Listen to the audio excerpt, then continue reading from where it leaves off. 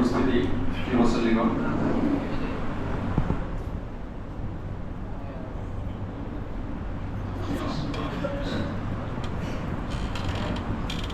উপস্থিতি আসসালামু আলাইকুম ওয়া রাহমাতুল্লাহি ওয়া বারাকাতুহু।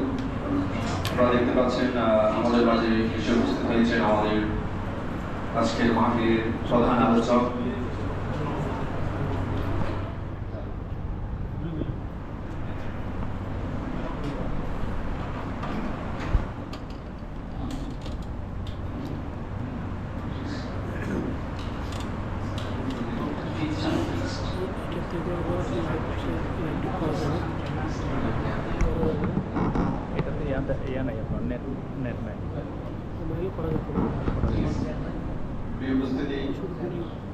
আমাদের মাঝে এসে উপস্থিত হয়েছেন আপনারা দেখতে পাচ্ছেন আজকে আমাদের মাহফিলের প্রধান আলোচক আল উস্তাদ doctor professor BM Mafizur Rahman Al-Azhari হাফিজাহুল্লাহ।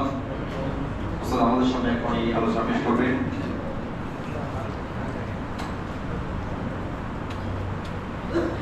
আমরা যারা এখনো বাইরে ঘোরাফেরা করছি, আমরা যারা এখনো বাইরে রাস্তায় দোকানে ঘোরাফেরা করছি, আপনাদের প্রতি সবিনয় অনুরোধ করব আপনারা ঘোরাফেরা না করে স্বল্প সময়ের মধ্যে আমাদের মসজিদে এসে অবস্থান করবেন ইনশাআল্লাহ। প্রিয় উপস্থিতি, এ পর্যায়ে মহাগ্রন্থ আল কোরআন থেকে তেলাওয়াত করবে আমাদের প্রিয় ভাই হাফেজ মোহাম্মদ সাদ বিন সাদ্দার।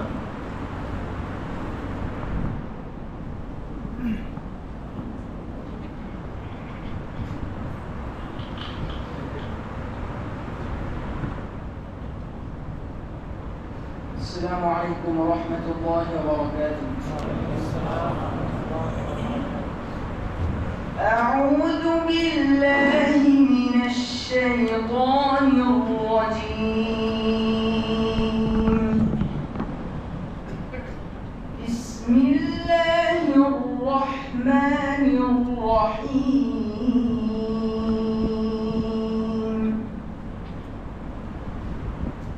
والله الذي لا إله إلا هو عالم الغيب والشهادة هو الرحمن الرحيم. والله الذي لا إله إلا هو الملك القدوس السلام المؤمن المهيمن العزيز الجبار المتكبر سبحان الله عما يشركون.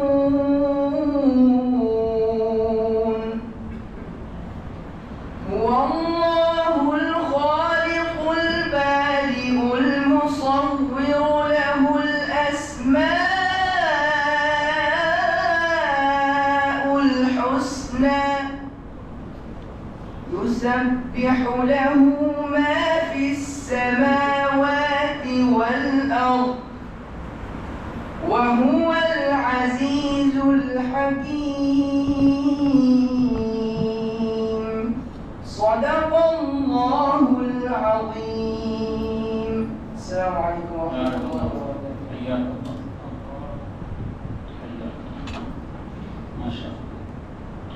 এই উপস্থিতি আমাদের মাঝে আরেকজন মেহমান এসে উপস্থিত হয়েছে আমাদের সকলের প্রিয় ফজল মিয়া কন্ট্রাক্টর জামা মসজিদের সম্মানিত পরিচালক আমাদের প্রিয় ভাই অ্যাডভোকেট মাহবুবুল আলম ভাই। আমরা আমাদের মৌসুমী আবাসিক এলাকার উন্নয়ন কমিটি এবং মসজিদ পরিচালনা কমিটির পক্ষ থেকে আমাদের ভাইকে মোবারকবাদ জানাচ্ছি। প্রিয় উপস্থিতি, এ পর্যায়ে আজকের মাহফিলের প্রধান আলোচক আন্তর্জাতিক ইসলাম বিশ্ববিদ্যালয় চট্টগ্রামের সম্মানিত অধ্যক্ষ আল উস্তাদ ডক্টর বিএম মফিজুর রহমান আল-আজহারি হাফিজাহুল্লাহ এখন আপনাদের সামনে মহাগ্রন্থ আল কোরআন থেকে মূল্যবান তাকরীর পেশ করবেন।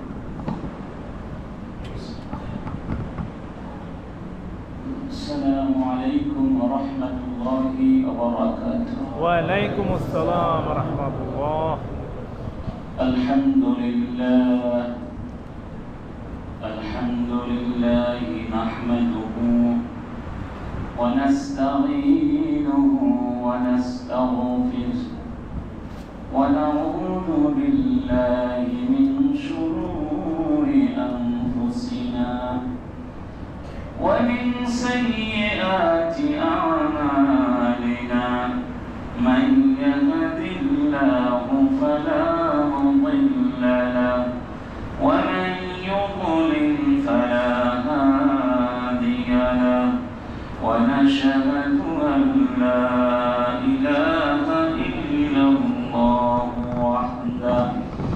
وحده لا شريك له ونشهد أن محمدا عبده ورسوله أما بعد فأعوذ بالله من الشيطان الرجيم بسم الله الرحمن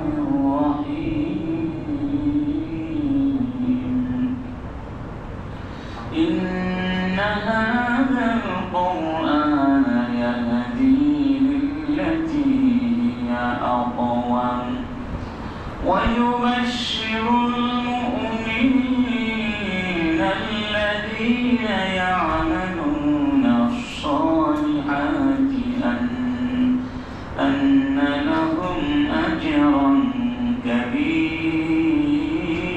كبيرا صدق الله العظيم إن الله وملائكته يصلون على النبي يا أيها الذين آمنوا صلوا عليه وسلموا تسليما اللهم صل على سيدنا مولانا محمد وعلى آل سيدنا مولانا محمد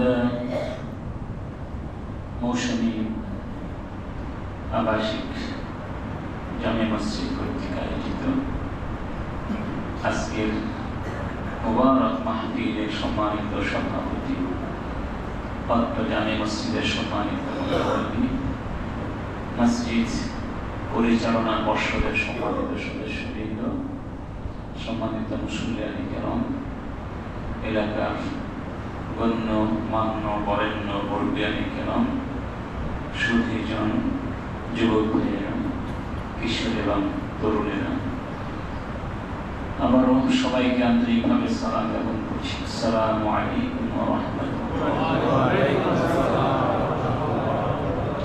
সবাই ভালো আছেন আলহামদুলিল্লাহ আলহামদুলিল্লাহ নাহমাদুল্লাহ সুবহানাহু ওয়া তাআলা যে মহান রব্বুল আলামিন আমাদেরকে ভালো রেখেছেন সুস্থ রেখেছেন নিরাপদে রেখেছেন ঈমানের সাথে রেখেছেন ইসলামের সাথে রেখেছেন যিনি আমাদেরকে শ্রেষ্ঠ নবী সাইয়্যিদুল মুরসালিন মুহাম্মাদুর রাসূলুল্লাহ সাল্লাল্লাহু আলাইহি ওয়াসাল্লামের উম্মত বানিয়ে পৃথিবীতে পাঠিয়েছেন আমাদের জন্য শ্রেষ্ঠ আসমানী কিতাব আল কোরআনুল কারীম দান করেছেন সে মহান স্রষ্টার সমীপে শুকরিয়া আদায় করে একসাথে সবাই বলছি আলহামদুলিল্লাহ এই পৃথিবীতে ঈমানের পরে সবচেয়ে বড় নিয়ামত হচ্ছে নিয়ামতুল আমন নিরাপত্তার নিয়ামত এই নিয়ামত নিরাপত্তা এই যে আমরা এখন নরমাল করে বসে আছি আমাদের কারো মনে কোনো ভয় আছে না এখন আর কোনো ভয় নাই কয়েক বছর একটু ভয়ে হয়েছি না আল্লাহ পাক আমাদের দেশের ভয় ভীতি থেকে ইনশাআল্লাহ আলহামদুলিল্লাহ মুক্ত করেছে আলহামদুলিল্লাহ এরকম সমাবেশ অন্যান্য সমাবেশও হয় আজকে দেখলাম এক সমাবেশে ভীষণ মারামারি হচ্ছে কিন্তু এখানে কোনো মারামারি এখন সুবহানাল্লাহ। এই যে আমরা সবাই বসে আছি, মনে হয় সবাই সবার ভাই, আমরা সবাই সবার আপন। এই যে বন্ধন, এই বন্ধন কে দিয়েছে? আল্লাহ বলছেন, لو أنفقت ما في الأرض جميعا ما ألفت بين قلوبهم। এ নবী, আপনি যদি গোটা পৃথিবীর সমস্ত সম্পদ ব্যয় করতেন, তারপরেও এই মানুষগুলোর মনগুলোকে ঐক্যবদ্ধ করতে পারতেন না। আমি আল্লাহ আমার করুণা দিয়ে, রহমত দিয়ে এই পারস্পরিক বিবাদমান সংঘর্ষমুখর মানুষগুলোকে ইমানের বাঁধন দিয়ে একাটা করে দিয়েছি। সুবহানাল্লাহ। এই জন্য এই বন্ধনের মূল্য মহাবিশ্বের চেয়ে বেশি। সুবহানাল্লাহ। এবং এটা পেয়েছি ইমানের মাধ্যমে। কিসের মাধ্যমে? ইমানের মাধ্যমে। ইমান শব্দটির মূল শব্দ হলো আমন, নিরাপত্তা। কারণ ইমানের মাধ্যমে কি পাওয়া যায়?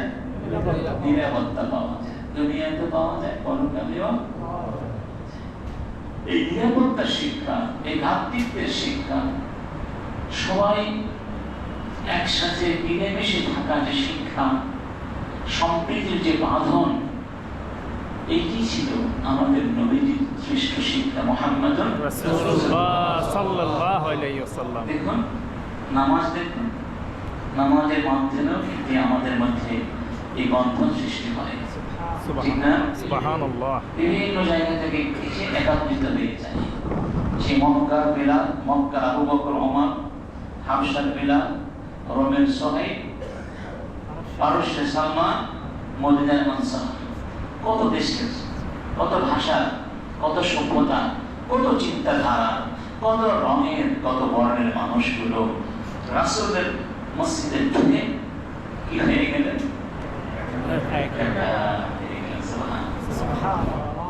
এটি আমাদের শিক্ষা।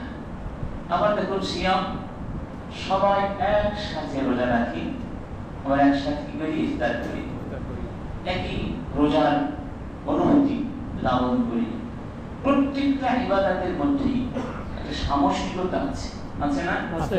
হজের মধ্যেও আছে না? আছে।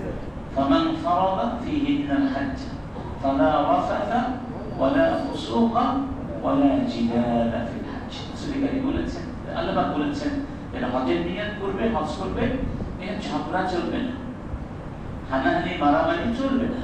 কি চলবে? ভ্রাতৃত্ব, সহযোগিতা, ভালোবাসা, সবাইকে আপন করে নেওয়া, এটা এখানে চলবে। দূরে ঠেলে দেওয়া চলবে না। যাকাত, সেখানেও দুইটা আছে। ধনী গরিবকে যাকাত দিয়ে আপন করে নিচ্ছে। ধনী আর গরিবের মধ্যে একটা অবিচ্ছেদ্য ভালোবাসার বন্ধন তৈরি হচ্ছে। কিসের মাধ্যমে? প্রত্যেকটা ইবাদতের মধ্যেই ঐক্যবদ্ধ করার চেষ্টা, মানুষে মানুষে সম্পর্কের বাঁধনকে সুদৃঢ় করার চেষ্টা। কিন্তু বাস্তবে আমাদের মাঝে এই বন্ধন এখন দুর্বল। ঠিক আছে, এখানে এখন সবাই ঠিক আছে, এখান থেকে বের হয়ে গেলে এরকম থাকে না, ঠিক না? আমার বদনাম, গীবত, ঝগড়া বিবাদ আবার শুরু হয়ে যায়। এটা তো হওয়ার কথা নয়। আমার মনে হয় একটা কারণ হলো ইসলামকে আমরা আসলে ভালো করে বুঝিনি। কিভাবে বুঝিনি? বেশিরভাগ মানুষকে দেখা যায় ইসলাম বলতে বোঝে নামাজ, ইসলাম বলতে বোঝে শুধু রোজা, হজ, যাকাত আর আনুষঙ্গিক কিছু আনুষ্ঠানিকতা। এর বাহিরে মনে হয় এখনো ইসলাম নেই। ইসলাম কি এত ছোট নাকি ব্যাপক জিনিস? ইসলাম তো ব্যাপক। নামাজের মধ্যে যেমন ইসলাম থাকবে, লেনদেন, আচার আচরণ সব কিছু দিকেই থাকবে ইসলাম। আমি এখানে বসে সালাম দিইনি, আসসালামু আলাইকুম ওয়া রাহমাতুল্লাহি ওয়া বারাকাতুহু বললাম, আপনারাও কি সুন্দর করে জবাব দিয়েছেন। এই এক সালামের শিক্ষাও যদি আমাদের পারস্পরিক সমাজ বা সমাজবদ্ধ জীবনে আমরা চর্চা করতাম, তাহলে আমাদের দেশের অবস্থা এরকম কাউকে হেলিকপ্টারে করে পালাতে হতো না, ঠিক। দেশ থেকে হাজার কোটি টাকা লুটপাট করতো না। ঠিক। তখন ভ্রাতৃত্ববোধ থাকতো, দেশপ্রেম থাকতো। দায়িত্ববোধ থাকতো, দায়বদ্ধতা থাকতো, অন্য মানুষের জন্য ভালোবাসা। কেমন ভালোবাসা? ওই যে ইয়ারমুকের যুদ্ধের কথা মনে আছে তো না? যুদ্ধ চলছে, আহত সৈনিকেরা বিপাশাক্ত অবস্থায় হাহাকার করছিলেন। সাহাবী বলছেন, আমি আমার চাচাতো ভাইয়ের জন্য কিছু পানি নিয়ে গেলাম, মশকে কিছু পানি ছিল, দৌড়ে তার কাছে গেলাম। আমার ভাই যখন পানি পান করবে, ঠিক সেই মুহূর্তে আর একজন আহত বিপাশাক্ত যোদ্ধা পানি পানি বলে আর্তনাদ করে বসলেন। আমার ভাই পানি পান করেননি, আমাকে ইশারায় বলে দিলেন, মনে হয় আমার ভাই কষ্ট হচ্ছে, আমার চেয়ে তার কষ্ট বেশি হচ্ছে, আগে তাকে পানি পান করিয়ে তারপরে। সুবহানাল্লাহ। কি ইতিহাস! গেলাম তার কাছে, তারপরে কি হলো জানলাম না। আর একজন পানি পানি বলল, ওই দ্বিতীয় ব্যক্তি পানি খেলেন না, ইশারা দেখিয়ে দিলেন। যখন আমি তৃতীয় ব্যক্তির কাছে পানি নিয়ে গেলাম, তিনি পিপাসা নিয়ে দুনিয়া ছেড়ে চলে গেছেন। আবার ঘুরে আসলাম, এক এক করে দুজনকে পেলাম, পানি পান না করে চলে গেছেন। এই যে ভ্রাতৃত্ব, ভালোবাসা, মানবিকতা বোধের চর্চা, ইসলামের নবী, আমাদের নবী আমাদের শিখিয়েছিলেন। এই শিক্ষা আমাদের মাঝে কেন নাই চিন্তা করা দরকার। এক নাম্বার যেটা বলতে চাচ্ছিলাম, ইসলামের কনসেপ্টটা আমাদের কাছে মনে হয় নামাজ যেমন একটা শ্রেষ্ঠ ইবাদত, আল্লাহর বান্দাদেরকে ভালোবাসা, তাদেরকে সাহায্য করা, তাদের হকগুলো আদায় করে দেওয়া, তারা মানে এতটুকু কষ্ট না দেয়া, এটাও এর চেয়ে কোনো অংশে কম ইবাদত, কোনো অংশে কম। ছোট্ট কাহিনী বলছি। আনাস বিন মালিক রাদিয়াল্লাহু আনহু তিনি বলছেন, কুননা জুলুসান ইনদা রাসূলিল্লাহি সাল্লাল্লাহু আলাইহি ওয়াসাল্লাম, রাসূলের সামনে আমরা ছিলাম। বললেন, কিছুক্ষণের মধ্যেই যে ব্যক্তি আসবে সে জান্নাতি হবে। একজন জান্নাতি মানুষ তোমাদের মাঝে এক্ষুনি আসবে। স্বাভাবিকভাবে সবাই অধীর প্রতীক্ষা করতে লাগলেন, জান্নাতি মানুষটিকে নয়ন ভরে দেখবে। দেখা গেল একজন আনসারী অজু করে এসেছেন, এখনো অজুর পানিগুলো টলটল করে পড়ছে, জুতা জোড়া হাতে করে নিয়ে যেতেছে, নিজের সম্পদ থেকে রক্ষা করা। দেখেছেন কি সুন্দর অবস্থা। ওই দিন চলে গেল, দ্বিতীয় দিন একই কাহিনী ঘটলো, ওই ব্যক্তি আসলেন একই অবস্থায়। তৃতীয় দিন ওই ব্যক্তি আসলেন, রাসূলের কথাটি বললেন, এখন তো আর সন্দেহ নেই সেই ব্যক্তি এই ব্যক্তি হবে। ওই জায়গায় একজন ছোট্ট সাহাবী ছিলেন, কিশোর, এরকম কিশোর 10 বছর হবে, তার নাম ছিল আব্দুল্লাহ বিন আমর ইবনে আস রাদিয়াল্লাহু আনহু।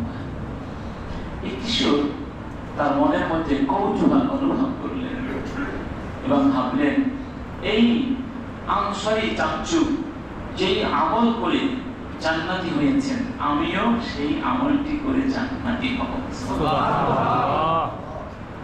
কি করলেন? ওই আনসারীর বাড়িতে গিয়ে বিমান হয়ে গেলেন কৌশল করে। উদ্দেশ্যটা বুঝতে পারছেন।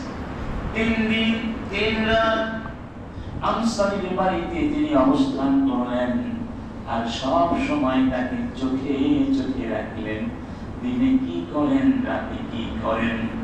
3 দিন পরে বললেন, চাচু আমি তো বেড়াতে আসিনি, আমি এসেছিলাম আপনি কি কি আমল করেন সেগুলো জানার জন্য। কারণ রাসূল 3 দিন পর পর আপনার জান্নাতি হওয়ার সুসংবাদ দিয়েছে। সুবহানাল্লাহ। কিন্তু এই 3 দিন ধরে আপনাকে যেভাবে দেখেছি, তাতে মনে হলো আপনি বিশেষ কোনো আমল করেন না। মানে বলতে চাচ্ছেন, আপনি যে আমল করেন তার চেয়ে আমরা অনেক বেশি আমল করি। জামাতের সাথে নামাজ পড়ে চলে আসেন, ঘুমিয়ে পড়েন, আবার জামাতের নামাজ পড়েন, আমরা তাহাজ্জুদ করি, কত কিছু করি, কিন্তু আমাদের ব্যাপারে তো রাসূল জান্নাতি হওয়ার সুসংবাদ এভাবে দেননি। আপনার ব্যাপারে কেন সুসংবাদ দিয়েছেন এটা আমি জানতে চাই। আনসারী বললেন, দেখো বাবা, মা হুয়া ইল্লা যাকা, তুমি 3 দিন ধরে আমাকে যেভাবে দেখেছো আমি ঠিক ওইরকমই একজন অতি সাধারণ মানুষ। আমি নিজেও জানি না কেন আমি জান্নাতি হলাম। সুবহানাল্লাহ। স্বাভাবিকভাবে আব্দুল্লাহ মনে কষ্ট নিয়ে চলে যাচ্ছে। কিছু দূর যাওয়ার পরে আনসারী ডাকলেন, ইয়া ইবনে আখি, ভাতিজা শুনে যাও, কথা আছে। আব্দুল্লাহ আবার আসলেন, বললেন, দেখো বাবা, তুমি আমাকে যেভাবে দেখেছো আমি ঠিক সেরকমই একজন সাধারণ মানুষ, তবে আমার মনে পড়েছে আমি একটি আমল করি। সেটি কি? প্রতিদিন যখন ঘুমাতে যাই, ঘুমানোর আগে ভাবি আজ সারাদিন কাউকে আমি কথা দিয়ে, আচরণ দিয়ে কোনো কষ্ট দিয়েছি কিনা, কারো হক নষ্ট করেছি কিনা, কিংবা কারো প্রতি আমার মনে হিংসা আছে কিনা, কারো প্রতি বৈরী মনোভাব, শত্রুতা আমার মনে আছে কিনা। আমি আমার মনের ভিতরে হিংসা, বিদ্বেষ, শত্রুতার মনোভাব রেখে, প্রতিহিংসা পরায়ণতার মনোভাব রেখে রাত যাপন করি না। আমি সবসময় চেষ্টা করি না যেন আমার আচরণে কেউ কষ্ট। তখন আব্দুল্লাহ বুঝে গেলেন, বললেন, হাযাল্লাযী বালাগা বিক, এটি তো আপনার সেই আমল যে আমলের কারণে আপনি জান্নাতি হয়েছেন। আমরাও তো সবাই জান্নাতি হতে চাই, কেউ তো জাহান্নামী হতে চাই না, কারণ জাহান্নামের আগুন সহ্য করবার ক্ষমতা আমাদের। অতএব এই মসজিদে এসে যেভাবে আমরা মিলেমিশে বসি, ভাই ভাই হয়ে কাঁধে কাঁধ রেখে সমতার ভিত্তিতে ইবাদত করি, এই অনুভূতিটুকু কি আমরা আমাদের ব্যবসায়িক জীবনে, আমাদের পারিবারিক জীবনে, আমাদের শিক্ষাগত জীবনে, আমরা যে যে পেশায় রয়েছি, যে যে ক্ষেত্রে রয়েছে, যে যে জায়গায় কাজ করছি, এটা কি আমরা ইচ্ছে করলে পালন করতে পারি না? পারি? যদি এটা থাকে তাহলে তো আমি আমার ভাইকে ঢাকাতে পারবো না। কি বলেন, পারবো? যেমন জারির বিন আব্দুল্লাহ রাদিয়াল্লাহু তাআলা, তিনি গেলেন বাজারে একটা উট কিনবেন। কি কিনবেন? সাথে ছিল কে? তার খাদেম। বললেন, তুমি আগে আগে বাজারে গিয়ে একটা ভালো মানের উট পছন্দ করো, আমি তোমার পরে আসছি। খাদেম গিয়ে বাজারের সবচেয়ে সেরা উট পছন্দ, দাম হাঁকালেন বা বিক্রেতার সাথে মোটামুটি কথা পাকাপাকি করে দিলেন, 300 দিরহাম। বিক্রেতাও রাজি হয়ে গেলেন, এদিকে রাজি নেই। আসলেন কে? জারির বিন। কয় টাকা? মাত্র 300 টাকা। কি বলো তুমি, এত ভালো উট মাত্র 300 টাকা? বলেন না। তিনি উটের মালিককে বললেন, ভাই 300 টাকা, আমি আপনাকে 400 টাকা দেব, দিবেন? বললেন, আপনি যদি দেন তাহলে দিব। বললেন, না না, 400 টাকা কম হয়ে যায়, আমি 500 দিরহাম দিব। দিবে? বললেন, ইনরাউইট, আপনি খুশি হলেন, আমার আপত্তি নেই। 600 দেব, 700 দেব, 800 টাকা। দাম ছিল কত? তিনি বাড়াতে বাড়াতে কত দিলেন? 800 টাকা দিয়ে তিনি কিনে নিলেন। দুষ্টামি না, সিরিয়াস। 800 টাকা দিয়ে কিনলেন। তখন জিজ্ঞেস করা হলো, এটি আপনি কি করলেন? লোকটি তো 300 টাকা পেয়ে খুশি হয়েছে। তখন তিনি বললেন, কেন করেছি জানো? বায়াতুন নবী সাল্লাল্লাহু আলাইহি ওয়াসাল্লাম, রাসূলের হাতে হাত রেখে বায়াত করেছি। আলা নুসহি লিকুল্লি মুসলিম, কাউকে ঠকাবো না, কারো অকল্যাণ করবো না, যতটুকু পারি আর একজন মুসলমানের কল্যাণ করবো, কল্যাণ। আমি দেখতে পাচ্ছি লোকটি ঠকে যাচ্ছে। অনেক সময় গ্রাম থেকে লোকজন আসে না, বাজার দাম জানে না, যা বাইরে খুশি হয়ে চলে যায়। কত ধরনের মানুষ আছে, কত সহজ সরল মানুষ বোঝেও না। আমি দেখতে পাচ্ছি লোকটি ঠকে যাচ্ছে, বলো আমি কি তাকে ঠকাতে পারি? আমি তো বাজার দাম জানি, এই জন্য আমি 300 টাকার টিভি 800 টাকা দিয়ে কিনেছি। সাহাবীদের আদর্শ, সাহাবীরা এই আদর্শ কার কাছে পেয়েছে? মুহাম্মদ সাল্লাল্লাহু আলাইহি ওয়াসাল্লাম। যদি আমাদের মাঝে এই ভালোবাসার বন্ধন থাকে, তাহলে আমরা তো বিপদে আমাদের কাউকে ফেলে চলে যেতে পারবো না, সাহায্য করব। আর যেই সমাজে সবাই সবাইকে সাহায্য করে, সেই সমাজ তো কখনো কলুষিত হতে পারে না, সেই সমাজে কখনো চুরি হতে পারে না, ডাকাতি হতে পারে না, ধর্ষণ হতে পারে না। এই সাহায্য সহযোগিতা করা, এটা তো আমাদের নবীর একেবারে প্রধান শিক্ষা। সেই নবুয়তের আগে থেকে যখন তিনি বিয়ে করলেন আমাদের মা সাইয়্যিদা খাদিজাতুল কুবরাকে, তিনি কোটি কোটি টাকার মালিক ছিলেন। সব টাকা কাকে দিয়ে দিলেন? মুহাম্মদ রাসূলুল্লাহ সাল্লাল্লাহু আলাইহি ওয়াসাল্লাম। চিন্তা করতে পারেন, এত কোটি টাকা দিয়ে দিলেন স্বামীকে। কেমন মানুষ ছিলেন তিনি, তাকে বিশ্বাস করা যায়। আর তিনি কি সেই টাকা দিয়ে রাজীব করেছিলেন? সুরম্য প্রাসাদ করেছিলেন? বিলাসিতা করেছিলেন? দামি দামি জামা পারফিউম ব্যবহার করেছিলেন? না, সব টাকা সমাজে অভাবী মানুষকে দিয়েছিলেন। চিন্তা করেন, একটু মিলিয়ে দেখুন। আর আমাদের যারা নেতা হয়, নেত্রী হয়, তারা করে কি? আমাদের টাকা নিয়ে বাবার মূর্তি বানায়। কত হাজার কোটি টাকার মূর্তি বানিয়েছে, হিসাব করে দেখেন। এই টাকাগুলো থাকলে অভাবী মানুষকে দিতে পারতেন। চট্টগ্রামে দেখেন না, কত কয়েক শত মানুষ, হাজারও বেশি হতে পারে, রাস্তায় ঘুমায়। তারাও তো মানুষ, তাদের বাড়ি নাই, ঘর নাই। তো কখন কি আপনি গিয়ে জিজ্ঞেস করেছি, ভাই তুমি এখানে কেন ঘুমাও, তোমার কি বাড়ি নেই? কখনো জিজ্ঞেস করি না। এই দায়িত্ব আসলে আমাদেরও সরকারেরও। এই টাকাগুলো যদি দিয়ে একটা মানুষকে বাড়ি করে দেয়, এটা যুবক আসনে ব্যবসায়িক সুযোগ সুবিধা দিয়ে দেওয়া হতো, তাহলে সমাজের অবস্থা এরকম হতো? তাহলে মনুষ্যত্ব মতো চলে গেছে, ভালোবাসার বন্ধন।